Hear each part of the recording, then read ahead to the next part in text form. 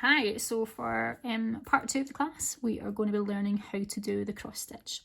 Now, when some people think of cross stitch, they might think of something, like this particular fabric. This is very traditional in cross stitch. It's called Ada fabric. And when you're doing cross stitch, it's very sort of regimented in the type of stitch that you can do. So, you come up through the perforated holes that are already here for you. You then go through sort of diagonally.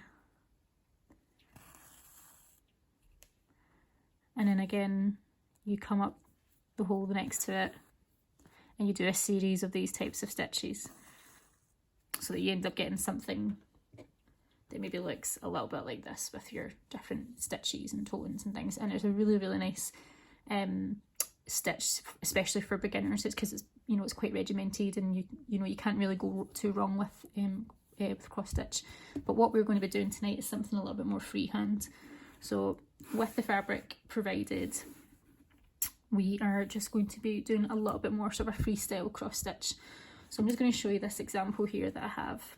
So you don't need to keep your cross stitch sort of the same size or sort of kind of width. You can go really big with it, you can go quite random with it as well.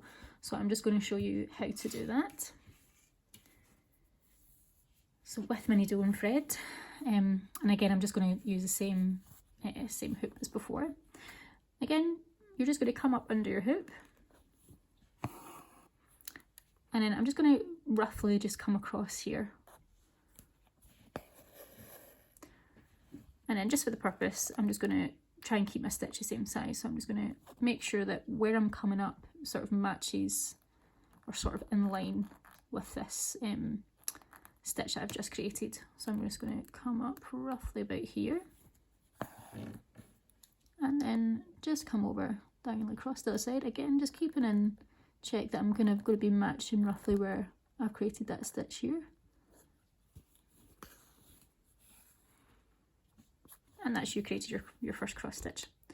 What you want to do as well, you can always want to leave a gap. So where you've created your first cross stitch, you then just want to leave a bit of a gap. And then again, just come up and do the same process. So you're going to come up, go over across, come down. Again, when you come back up, if you do want to keep it quite kind of regimented, then you can just come up on the same level as your stitch here, but also making sure that you're sort of in line with this one down at the bottom. And again,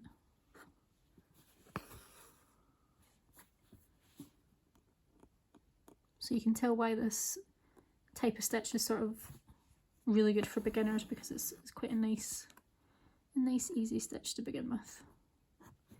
And again, you're just going to go down. You're going to come up roughly in line with this stitch here and this one down at the bottom. And then come back down. And that's really how you do your cross stitch. Now, if you want to be a bit more random with it, you don't have to keep it sort of, everything sort of in line. You can just come up. You might want to create one side which is slightly longer than the other, so I'm going to come over and do quite a big stitch. And then this time I think what I'm going to do is just going to come up here. But as long as you're always overlapping your stitches to create that cross look, then that is you creating your cross stitch. And again, I'm just going to come on, make my stitch a little bit bigger this time. I'm going to come up here, I'm going to go there. Again, so you can have like a play about with the size of the stitches that you want to create, whether you want, one strand of the stitch to be slightly longer than the other. It's totally up to you. And the good thing about this one is that you can sort of play about again with different yarns and sort of different thicknesses of your threads, try and keep it a little bit interesting.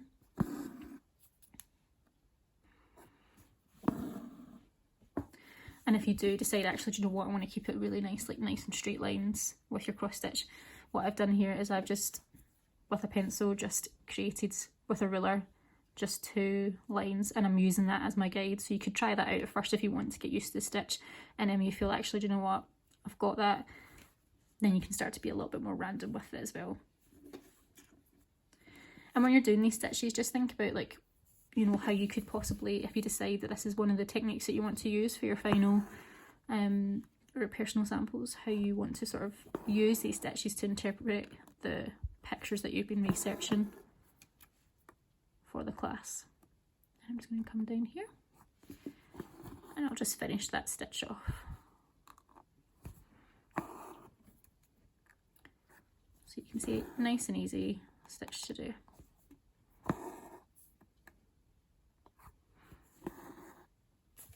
Again, I'm just going to create my knot,